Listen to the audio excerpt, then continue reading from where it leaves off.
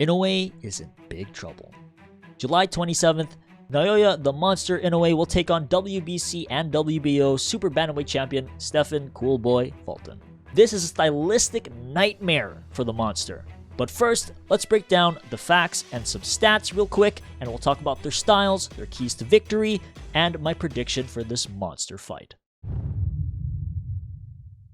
Inoue is 5'5" and has a 67.5-inch reach. Fulton here is 5'6.5" and has a 70.5-inch reach. Already we can kind of see the first hurdle that Inoue must get through. Fulton has a 1.5-inch height advantage over Inoue and has a very significant 3.5-inch reach advantage. That is something that Inoue has to get around. Now let's look at some stats here.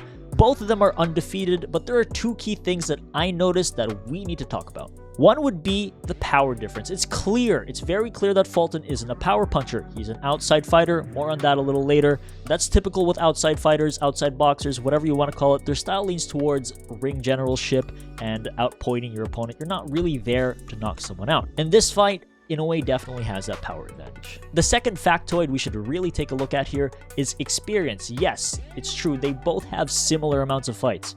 Inoue has 24, Fulton has 21. 3 fights isn't that much of a difference experience-wise. However, one thing that is very important that I need to point out here is that Fulton doesn't have as much championship experience. And what I mean by that is that Fulton has only fought 3 champions. He fought Paulo Sambunda, Brandon Figueroa, and Daniel Roman. And to be honest, Figueroa and Roman were the only 2 champions that I could really take note of. Inoue, on the other hand, has fought 11 world champions.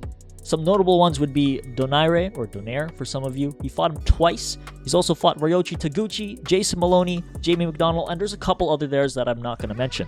It's also worth mentioning that Inoue had a 12-round war with the legendary Nonito Donaire a couple years ago where he broke his nose, he broke his orbital bone, and he also got cut really early on in the fight.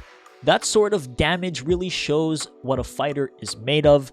This is the type of experience that Fulton has not really seen. No one's really dragged him into deep waters. Maybe this is the fight where he will be. That fight with Donaire was invaluable experience for Inoue, and it's going to carry over into this next fight. That being said, I'm going to give the experience advantage over to Inoue.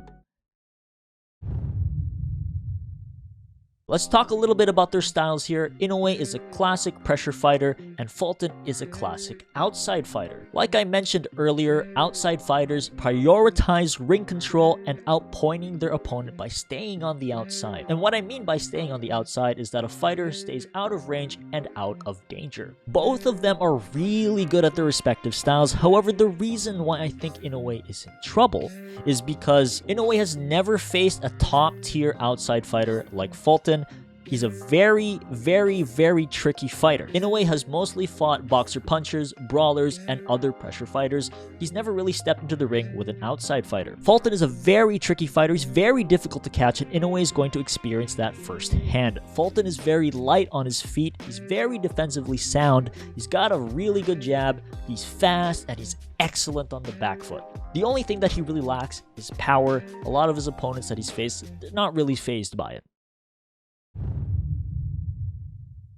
Let's move on to the keys to victory for both fighters here. For Inoue, he has to put Fulton away or keep that pressure on the whole fight. You can't let someone like Fulton get into a rhythm. He has to close that distance, get around that jab, and dig to the body. Those body shots will pay dividends, and Inoue is a massive body puncher.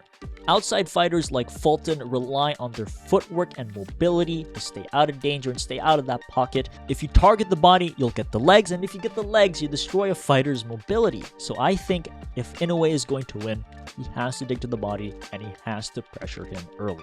For Fulton, it's pretty straightforward. He has to avoid exchanges with Inoue. He has to stay off of the ropes. You cannot trade blows with Naoya Inoue. While Fulton does have a chin, it's stupid to try to trade with a power puncher. He needs to keep his distance and keep popping that jab out. That reach advantage is critical in this fight.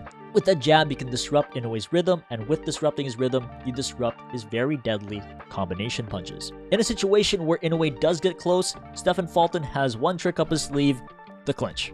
Fulton really frustrated Figueroa a couple of years ago whenever he got too close. Anytime Figueroa got close to Fulton, Fulton would tie him up and nullify any attacks Figueroa had.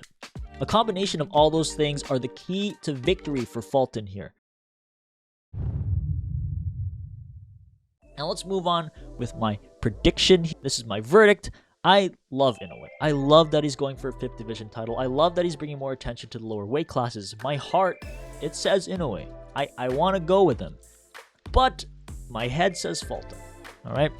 Here's why. Inoue is going to have a lot of trouble fighting someone like Fulton. Fulton is very defense-orientated. Inoue has never really fought someone that's comparable to Stephen Fulton's style. He's usually fought brawlers, boxer punchers, and pressure fighters like I mentioned. So in that case, I don't think that Inoue has a good chance of winning this. This honestly kind of reminds me of Donaire versus Rigondeaux. Donaire came in to try to power his way through Rigo, but Rigo was just too slick. Donaire couldn't catch him the whole fight, and I think it's going to be the same thing for this fight. To be honest, I rather would have seen Casimero and Inoue go at it. Casimero and Inoue have been going back and forth. I think it would have been a better fight. I think it's a bigger draw. In that case, if Inoue wins this fight, he'll make boxing history and cement himself as one of the best in the lower weight classes. And if Fulton wins, he'll put his name out there and he'll be known as the guy who slayed the monster. And that's going to be all from me. If you enjoyed the video, please like and subscribe. Be sure to check out the fight on July 27th.